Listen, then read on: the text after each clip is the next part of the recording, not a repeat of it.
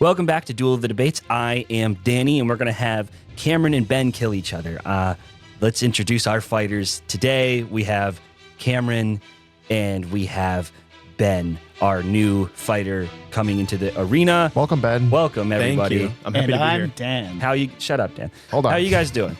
I'm good, Danny. How are you? I'm doing great. And we had a bit of a setup, long setup with how we do, because all my background effects just got all messed up and deleted somehow. So we had to. We're doing on a shoestring, not a budget, but we're pared down. We have a budget? Believe it or not, we have a budget. Anyway, so today we are going to be doing what we like to call a fight. And the question today between these two lovely gentlemen will be the most versatile filmmaker. Cameron, what is your pick?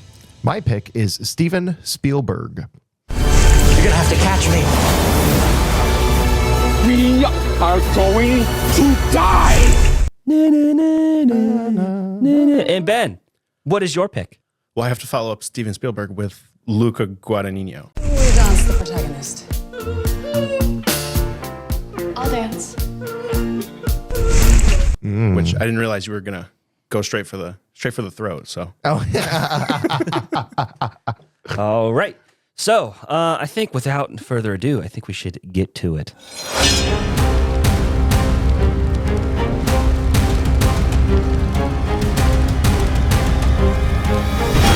Okay, everybody. Let me explain the rules to you before we get into this, because I have this awesome PowerPoint that I made just for you guys and nobody else. Thank you. The objective is to convince the judge, me, why your pick for the question is correct and the other fighter's pick is wrong. The rules are that the arguments, there needs to be objective reasoning behind why you chose your answer. We need to be civil here, although we can be passionate. There will be no sincere attacks on people's characters. We're all friends here. Also, fuck you, Dan. Civil. Yes. That's great. That's a good one. I'm gonna save my personal attacks for after the podcast. Yeah, please. It's like, this is fucking bullshit. I hate that decision. Stupid Cameron. Always picking Spielberg. For judging, when deciding the winner, this is just for me, just so you guys understand what I'm judging on. When deciding the winner, the decision must be based on the arguments presented in the debate. So, for example, if they're like last debate, I think it was something involving Jared Leto, like why he's great or some shit.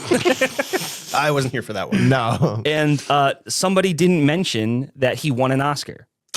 And so if I was fighting, I would have taken that into consideration. But because he didn't say that, I couldn't take that into consideration. Times for the opening arguments, then rebuttals and closing arguments will be 1 minute per fighter. And if there's during the free-for-all section, which is going to be the majority of the podcast, I will stop you at my discretion just to kind of say, hey, you guys aren't talking enough about this and talking about that and stuff. Okay, so I think it is time that we get into opening arguments. I'm going to have Cameron go first. I will also give you some time cues as we are counting down. Thank you, Dan. Great. Thank you. And you are on the clock. Okay. Steven Spielberg, just this week at the time we're recording this, has become an EGOT winner. An Emmy, a Grammy, an Oscar, and a Tony. He did not come upon that accidentally. Steven Spielberg is one of the most versatile filmmakers working today, maybe of all time. He has dabbled in all kinds of genres like action and adventure, suspense, musical, comedy, sci-fi. He's got 2 Oscars for directing, for Saving Private Ryan and for Schindler's List. Schindler's List also winning Best Picture. So he's a producer, he's a director, and he is just an incredible artist, an incredible filmmaker, incredible craftsperson. Some of these movies also show what the kind of visual storyteller that he is, which is something that's really important, I think, to make a versatile filmmaker. How are we doing on time, Dan? We have... You have 10 seconds. I got 10 seconds. Okay. The fact of the matter is, Steven Spielberg has been directing for as long as Luca's been alive. He's been doing movies for 55 years, going back to Duel, and I think his... Out of time. Ooh. I mean, yay. Okay. Let me get my notes figured out here. Luca Guadagnino. Luca Guacamole. Guadagnino. That's how I spell it. Got the Tim Heidecker. All right. Ben, your opening argument, please. All right. Luca Guadagnino has not been working for as long as Steven Spielberg, but he's incredibly adventurous and almost pretty much never has done the same thing twice. He can toggle between period dramas, kind of more timely films. He's not afraid of politics. He's not afraid of romance, horror, sports, superheroes. He pretty much never shoots a film in the same country twice in a row. He's set his films in Italy, Berlin, Mexico, America. He uses all kinds of like young talent, young and old. 30 seconds. He's really not like afraid to kind of take a back seat and let the talent like speak for themselves, whether it's like the cinematographers, the composers, Nine Inch Nails, Tom York. He discovered Timothée Chalamet. He discovered Josh O'Connor pretty much. He's not afraid to take a break from films and do 10 TV, seconds. short films.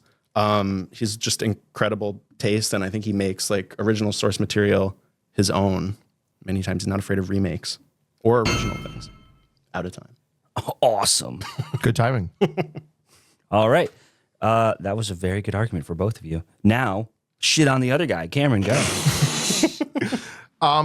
So Ben, I think we're going to start kind of pushing back on repeats and whatnot, because I feel like Luca's kind of stuck to these kind of three core genres for me, at least: the horror, the drama, and then the romance drama, I'll call it. Because, like, you know, I feel like romance drama could fit Call Me By Your Name, Queer, and Challengers. I feel like After the Hunt's the drama, and then when it comes to horror, he's got Suspiria and Bones and All. I feel like that doesn't make him as versatile as I would say Steven Spielberg is. I do like your mention about all the countries that he shot in. That's very worth noting, but also Spielberg has also done that. He's shot in Africa, he's shot in Europe, he's shot in Asia, South America with the Indiana Jones films. So I don't know. I feel like Spielberg's career is able to kind of be more versatile for me, while Guadagnino, I think, maybe has different flavors of kind of the same pillars. That's how I would personally see it. I have thoughts about After the Hunt. This might just become an After the Hunt argument, but All right. I fucking hate that movie, dude. I think I'm the only person who likes it. I wanted to watch it. I just never got around to it. Like, it looked interesting to me. Oh, you didn't see it? No. It's good. The first time I tried watching it, I hated it and I couldn't finish it. And then for some reason, I went back like a week or two later, and I was like, "Oh, what was I thinking?" Well, you know, that might just be a thing with Luca's movies, because I did the same thing with Challengers. I was like, "This is so." I hate everybody.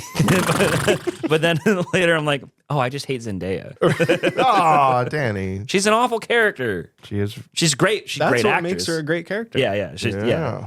I'm just like, how can you be that obsessed with tennis, dude? That's a, One of my favorite reviews was like, Ben's rebuttal. hold on, I'll get to it. Sorry about that.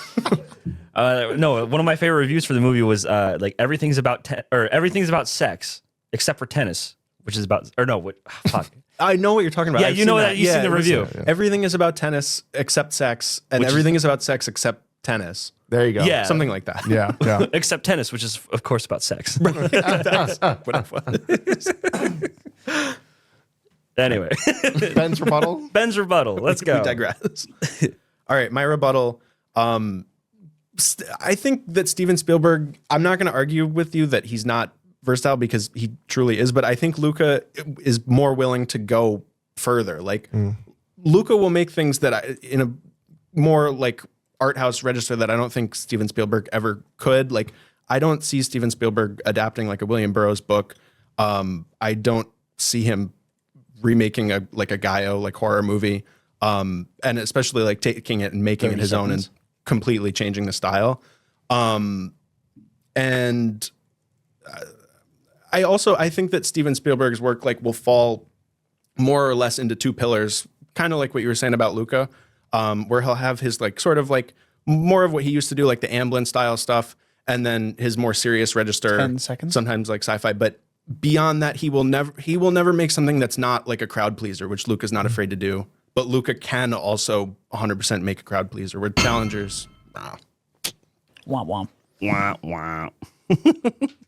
Sorry, I just keep remembering the meme of the guy, like he was on like Fox News or something, and the lady is just like, there are children dying and blah blah blah. He's like, womp womp. What? And she's like, did you just say womp womp? Oh my God, that's horrible. Average Fox News moment. All right, I think we've reached the free for all section. So I want to see some blood. I want to see some tears. Cheers. And I want to see some hugging because it's not just. I've run out about of fighting. notes. I'm closing my notebook because I've run out of notes. Yeah, you got to put the notebooks aside. Well, no, Ben, do you have Get any other real. notes? I Do do you have any other here? notes, but I don't know if they're gonna come up in our conversation. Well, okay, all right, yeah. So I don't know. I feel like he's just kind of, I don't know. It just feels like he's just kind of doing the same thing of like the repressed emotion stuff. I feel like Bones and All is very like kind of repressed and whatnot. Everyone's kind of sad. I feel like Queer is also very repressed. Like that for me, he just has this theme that he just keeps hammering home. But I mean, yeah, he does it in different flavors, but I don't know. I feel like that theme just gets redundant, not versatile. That can be true that he kind of sticks to that. Or not that he sticks to that because, like, I don't know, Suspiria, After the Hunt, like those are kind of moving in different directions. But the thing about it is that like he's very adventurous and he's not afraid to move in different directions into different genres. And the thing about it too is like his unmade projects is like that list is almost more impressive than his made projects, which I know that's not a great argument because there are movies that didn't get made, but he's still like, all things considered, he's still pretty young. Like Spielberg, I don't know if he's gonna, I think West Side Story may have been the last time that he like delves into like a full new genre and makes like a musical for the first time. Like, not that he doesn't have more movies ahead of him, but Luca, I could see going in like a ton more different directions. And like, just, I mean, the Wikipedia has like a page of like Luca Guadagnino unrealized projects, and it's like a mile long. And I didn't realize he's been wanting to make American Psycho since the book came out. And like when the first movie came out, he was like, oh, damn, I wanted to do that. Like that's how far back that goes for him. And it seems like that movie's going to happen. And I don't think it's something that he's explored yet. And also, I mean, he was going to do Sergeant Rock, and which was a DC kind of war / superhero movie. I don't know much about that character. Yeah. But that wasn't his fault. That it was like it got shelved on the studio side. But the fact that he was willing to do that, and like Scarface, things like that, like it shows that like I think there's no direction that he's kind of afraid of. I mean, Danny, do you have a particular way of how we're defining versatile? Or is that something that we're exploring during this I think it's conversation? Well, that's the beauty of like this question, because it's like, sure, you could look at it like, do they touch on different genres, like just the amount of different genres, different types of themes, like the creativity that comes with twisting those themes. What you think they might be good at? What they might be good at? Yeah, is there any particular do you feel like either one of them sticks more in their corner than the other? Yeah. And like kind of like how Scorsese has the go-to actors, right? Do these guys have their go-to genres? Do they have these guys their go-to themes, their writing styles? And can you tell that it's going to be a Spielberg movie or a Guadagnino movie? You know? Yeah. Like, do they have like a style? I And feel like- is that necessarily good? That's another thing. Right. Yeah, no, I feel like Luca does have a style where it's just like very mannered and whatnot, which I think is a good thing. I'm not saying that that's a bad thing necessarily, but I feel like Spielberg has that kind of eye for just like shot composition where you can just tell like some of his close-ups, they're just dramatic, and I don't know what it is. Maybe it's the Janusz Kaminski lighting, but this week was the first time I finally watched Schindler's List, and I was just blown away by it. Like, how is this the same guy who made E.T., a family movie about them finding a little creature in their closet, where it's like, this is just like, just an incredible portrait of just a horrific time. Just the final moments are just like incredible. Like he's totally like understanding of how important cinema is. That dissolve from the actors playing the people who escape the concentration camps to the dissolve to them in real life. It's chilling. It's like incredible. And I don't think Luca is able to kind of bridge that gap from reality to fiction. I don't think. Right. I mean, I'm not, it would be disingenuous of me to say that you're wrong. Like, I rewatched the first like 20, 30 minutes of Saving Private Ryan yesterday. And I was just like struck by the thing that like with Spielberg's style, the thing about it is that like like his style is almost like being good at making movies. So like when you watch one of his movies, like the tell is that you're like, oh wow, this is like really well composed, and like it like the camera is like moving in a way that's like keeping me from blinking or looking away from the screen. Yeah. But with Luca, I think that he has a style that will come through, but he's always switching out the people he's working with, the DPs, the composers, the editors, the talent like behind or in front of the camera. I mean, so like when his tells come in, like, you know, the way like body language is shown or like the like repressed like yearning or things like that, it always comes through in a totally like different light. Which, and I wrote down, like, I was honestly shocked by this myself. I wrote down like a list of actors that he's worked with. Yeah. And like the amount of people who he's worked with just since, I would say, like Bigger Splash, which was when he started like kind of getting like, you know, he could work with like Ray Fiennes and then move to like Timothy Chalamet in the next movie. Like It's been 10 years since Bigger Splash. I just want to make sure. Yeah, pretty much exactly 10 years. And this is like a list of like 30, 40 people who like he's people I didn't even like. He's worked with Kyle MacLachlan. He's worked with, on a short film. He's worked with John C. Reilly on a short film, Julianne Moore, the girl Anna Cobb from We're All Going to the World's Fair, which we both love. Kid Cudi. What? Yeah, like things that I didn't even realize. And he's just like, he will do these things and they'll go completely unnoticed because like the John C. Reilly thing, I think, was like a 40-minute short film about like I can Christmas. find that now. Right. Like the well is deeper than you'd think. So, you know. Yeah, I mean, when we're talking about projects, I mean, you know, Spielberg did Amazing Stories in the 80s, and all of his production work is also really important. Like the EGOT and whatnot. He's produced some musicals. He did Water for the Elephants. He won the Tony for, I just want to make sure I get this right, A Strange Loop. I don't know what that is, but I've never heard of that. He got a Tony for it, you know, and he's also like I said, producing. He produced Band of Brothers. He produced music by John Williams, which got him the Grammy for best film with music in it or whatever. It's a stupid category. But yeah, so I feel like just Steven Spielberg is able to kind of just jump into these genres, like even comedy, something like 1941, which some people hate on, which I think it's a great, like, I'd say it's up there with It's a Mad, Mad, Mad World, where it's just kind of this gonzo 60s. Everyone's in it. We're just having a ball. And like, I think there's maybe a certain amount of like, you got to buy into it in order to enjoy it. But if you do, then it's well worth your admission. And then also, I mean, we're talking about what's coming up next. He's going to come back to sci-fi, which he hasn't done in a long time, with Disclosure Day, which stars a gentleman named Josh O'Connor, which we could talk about next week, and or the week after, and Emily Blunt and whatnot. And so, and it's also shot in the upstate New York region where we're based, which is very exciting.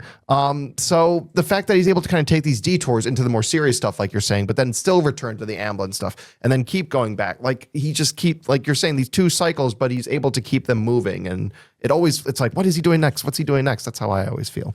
Yeah. And I'm really excited for Disclosure Day. I will say I don't know if Josh O'Connor would be in it if it weren't for his big breakout in Challengers, which was a Luca movie.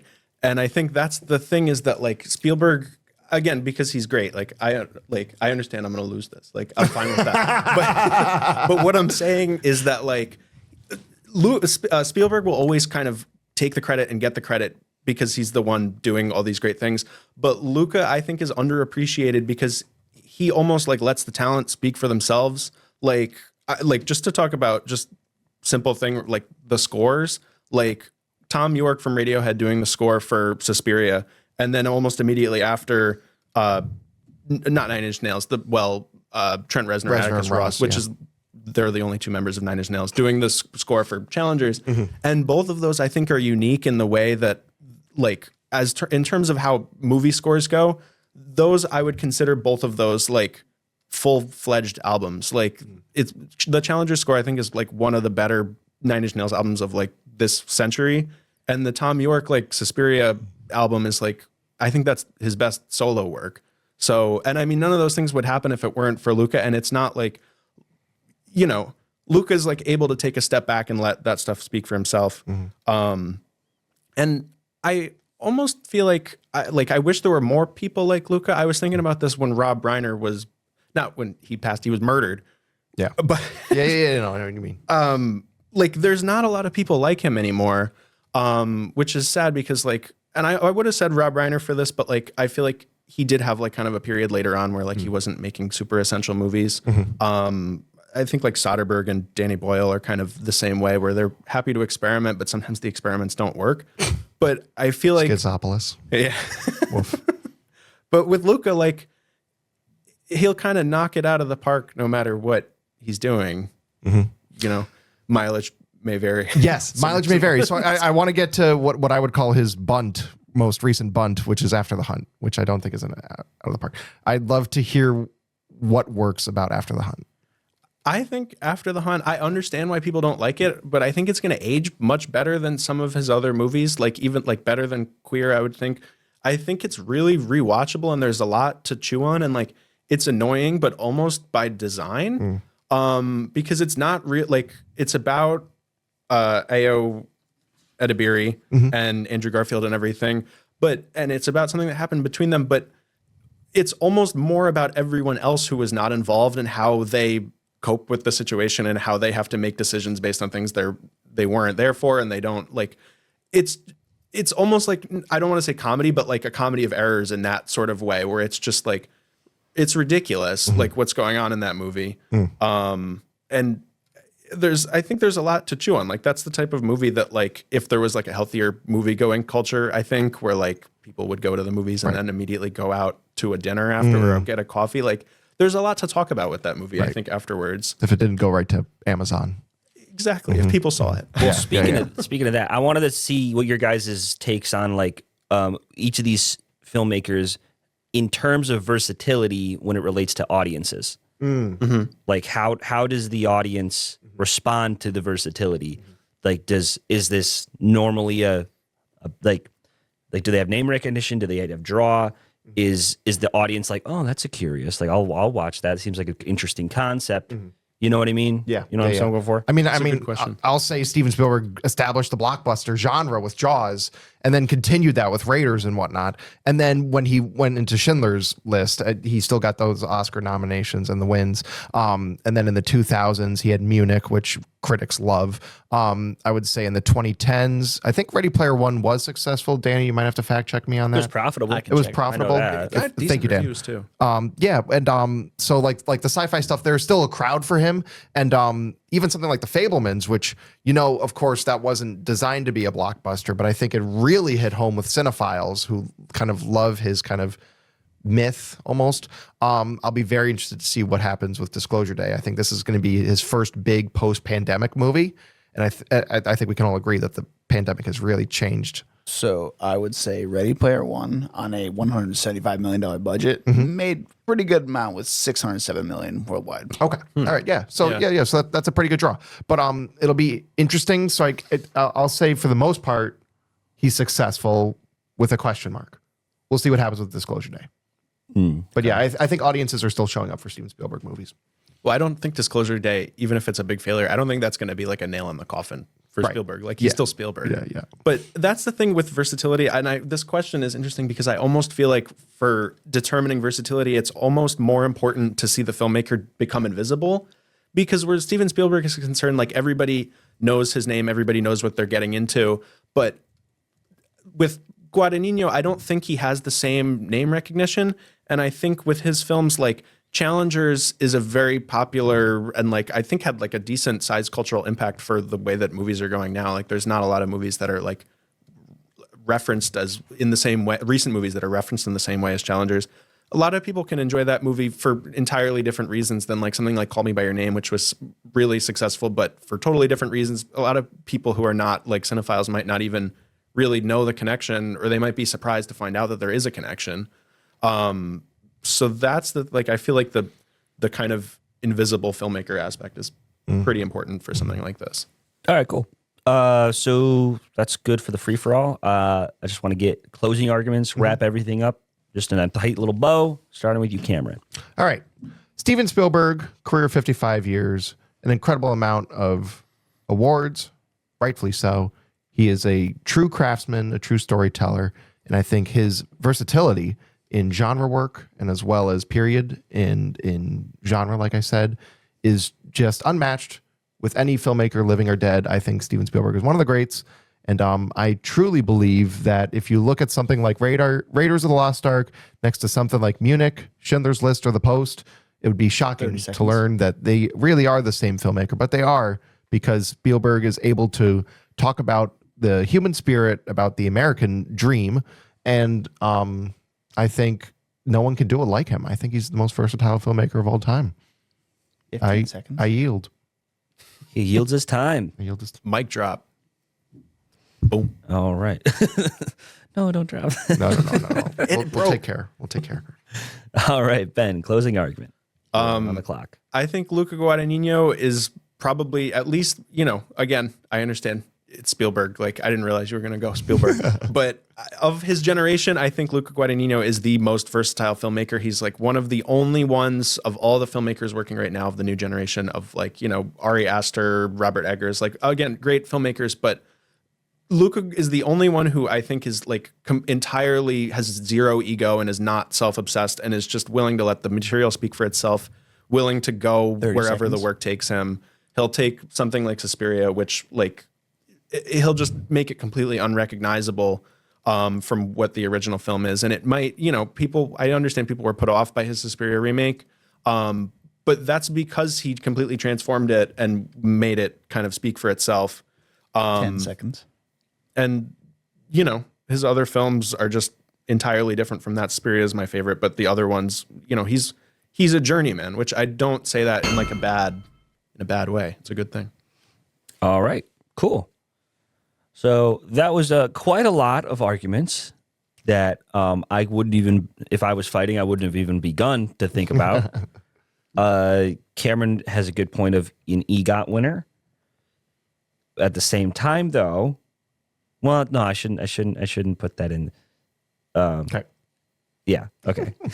I was gonna say, because multi-versatile filmmaker,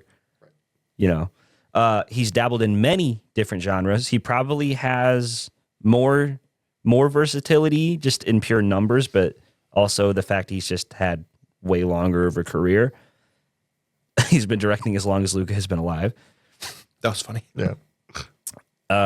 You're always wondering what's he gonna do next when you see his name on a project. You're like, oh, it's Spielberg. Like, he's kind of like the last. If we had movie stars still, he would be one, I guess. Incredible amount of awards, and here's the interesting about Spielberg is he's done different genres, but he's been able to kind of finagle them into blockbuster level status. Mm-hmm. So, but then at the same time, though, is a blockbuster its own genre? Is that necessarily versatile? Right. That's where I'm hung up. And Ben had a good point. His style is just good movie. Like, that's good. That was funny.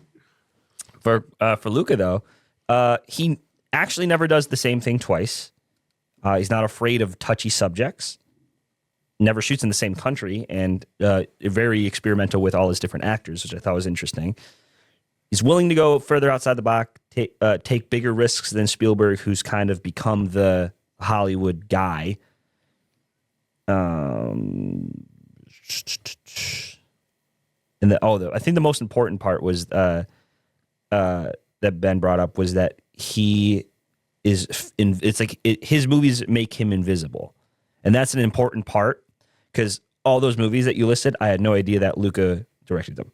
Like, I didn't know Suspiria was directed by Luca Guadagnino. Yeah. Like the fucking Call Me By Your Name guy. Like, at the same time, though, he has a smaller career. He doesn't have the name recognition. And Cameron brought up a very good point of that he sticks to kind of one emotionality and one theme and has different flavors and tones on it. Lots of, repression. But he's able to kind of use those three core genres as like a hub. So in a way, Spielberg is like just numbers most versatile and has the longer career. I think obviously Spielberg is at the end of his career by now. And I think I'm gonna have to give it to Spielberg. Finds a way. Monsieur Derry? Indiana. E.T. But with the caveat of if Luca has, maybe like 10 more movies, I think he's going to end up being more versatile and more potentially more iconic than Spielberg. We don't know. Whoa. More iconic. Potentially. That's a big statement. Big swing. I thought that would be great to come back in the next In 10 years. I'll see you then. See you then. If you gave it to Luca, I would have been surprised and I wouldn't have agreed. Well, for a while have there, to- you were leading. But yeah, Spielberg, most versatile filmmaker. We'll see in 10 years, I guess. But anyway, I'm Danny. You can this has been Duel of the Debates. I hope everybody had a good time. I'm Danny. You can find me on Instagram at Danny_Was, and my letterbox and serialized at DJ Was, or my YouTube channel, which is just Danny Was. I'm Dan. Don't find me. Fuck you, Dan. Thanks, Dan. Thanks for switching. Love you. Duel of the Debates. You can find us at Duel of the Debates on TikTok and Instagram. And Cameron, Yes. and Ben, would you like to give your socials? You can find me on Letterboxd at Cam Kircher. Find all my reviews and my love of Spielberg and Luca Guadagnino. You'll find lots of positive things that I have to say about Luca. And you can find me also on Letterboxd at Water and the Well. I have lots of positive things to say about Spielberg on there and Luca. And I also have a Substack, which is just Benjamin Furgang. Easy to find. Great best of the year list, by the way, Ben. Thank you. I loved Appreciate it. reading it Thank on you. Substack. More where that came from. All right. Well, thank you, everybody, for watching, and we will see you next week.